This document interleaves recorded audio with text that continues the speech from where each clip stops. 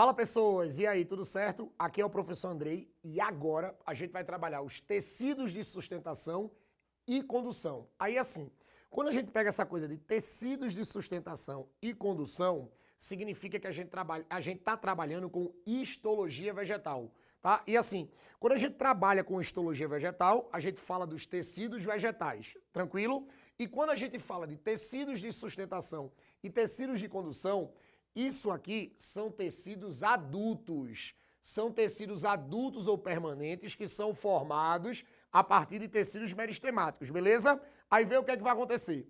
Quando a gente trabalha com os tecidos de sustentação, como o nome já está dizendo, é o tecido que vai sustentar o corpo da planta. O que eu preciso que vocês não esqueçam mais é que os tecidos de sustentação, eles vão formar o esqueleto das plantas, porque ele vai formar uma estrutura que vai sustentar o corpo vegetal. E tem a função de manter o corpo da planta ereto, ó, ereto, vertical. E outra coisa, eles são divididos de acordo com o desenvolvimento do vegetal. Porque o que é que acontece? Quais são os tecidos de sustentação? O colênquima e o esclarênquima. Aí o que é que vai acontecer? O primeiro tecido que vai aparecer é o colênquima. Se essa planta tem um desenvolvimento maior, aí pode formar o esclarênquima. O que é que vocês precisam saber? Presta atenção. O danado do colênquima, ele vai ser o tecido de sustentação presente em folhas e caules, em crescimento e em órgãos adultos de plantas herbáceas. Ou seja, se uma planta é adulta, mas ela não cresce muito, o colênquima já resolve, tá? Aí você vai dizer, tá, Andrei? E as células que formam esse colênquima? Células vivas.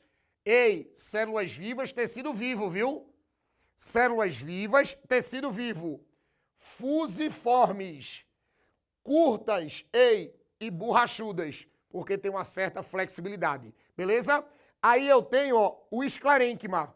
O danado do esclarênquima, presta atenção, ele é presente nas regiões da planta que já cessaram o crescimento, ou seja, geralmente plantas maiores, plantas mais desenvolvidas e plantas que ainda não, e plantas que já pararam com o seu metabolismo de crescimento. Aí aparece o esclarênquima. E vê qual é o detalhe. Ei, células mortas, longas e duras. Ei, rígidas, tá? E assim, se as células são mortas, você vai dizer que o esclarênquima é um tecido morto. Aí qual é o detalhe? Ó, fibras e esclereides são as células que formam um esclarênquima, beleza?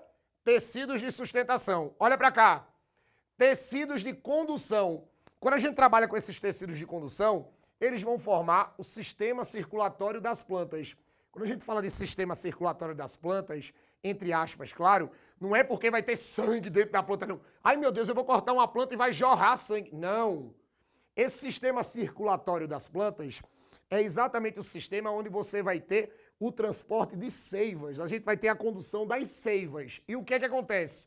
São presentes apenas nas plantas vasculares. Ei, planta que tem vaso é denominado de planta traqueófita. Andrei, quem são as traqueófitas? Pteridófitas, gimnospermas e angiospermas. Lembrem que as briófitas não têm tecido nenhum. As briófitas são os vegetais mais primitivos, não tem tecido nenhum. Aí o que é que acontece? Qual é a função? Transporte rápido de seivas. Ei, transporte rápido de seivas, seiva bruta e seiva elaborada. Aí você vai dizer assim, tá, Andrei, a seiva bruta tem outro nome? Tem. A seiva bruta é chamada de seiva inorgânica. Ah, mas por que a seiva bruta é chamada de seiva inorgânica? Porque ela é formada de água mais sais. Ah, Andrei, a seiva elaborada tem outro nome? Tem. É seiva elaborada ou orgânica. E deixa eu te contar um segredo. A seiva elaborada é o produto da fotossíntese. Ei, a seiva elaborada é a seiva que é produzida na fotossíntese. Ela recebe o nome de seiva orgânica porque ela é formada basicamente de glicose, que é o principal produto da fotossíntese, tá? Então veja, quando você trabalha com as seivas de uma planta, seiva bruta e seiva elaborada, aí qual é o detalhe? Se a elaborada é o produto da fotossíntese, a bruta é a seiva que vai ser absorvida pelas raízes. Aí tu vai dizer assim, tá, Andrei? E quem são esses tecidos que vão fazer isso? Olha para cá. O primeiro tecido é o xilema. Cuidado que o xilema, ó, ele é xilema ou lenho. O xilema é xilema ou lenho. E os vasos que tu encontra nesse xilema são chamados de vasos lenhosos.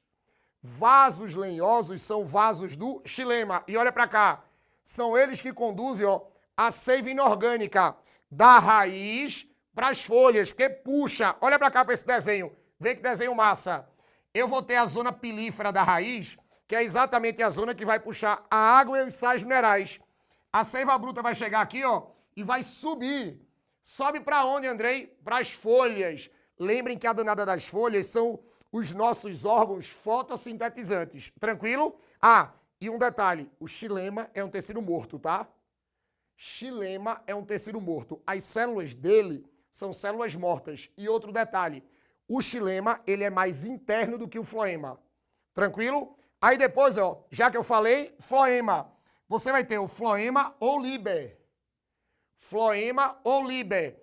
Os vasos que formam o floema são chamados de vasos liberianos. Ei, os vasos que formam o floema são chamados de vasos liberianos. Aí você vai dizer assim, tá? E qual é a função desses vasos? Carregar a seiva elaborada ou seiva orgânica. Ei, produto da fotossíntese. Aí o que é que vai acontecer? Ele vai carregar essa seiva das folhas, que é como se fosse a cozinha da planta, para todas as outras partes da planta. Ó, vai descendo. Ó, sai das folhas e vai descendo para as outras partes. Tranquilo? Ah, e um detalhe. O xilema é morto. O floema é vivo. O danado do floema ou liber é um tecido vivo. E um detalhe. O xilema é um tecido mais interno. O floema é um tecido mais externo. A gente não pode esquecer desses detalhes. Tranquilo? Resumindo, falou de tecidos de sustentação e condução, sustentação, colênquima, esclerênquima. Ei, condução, xilema e floema. Gostaram? Querem copiar tudo? Então eu vou sair da frente para tu tirar uma foto. Valeu!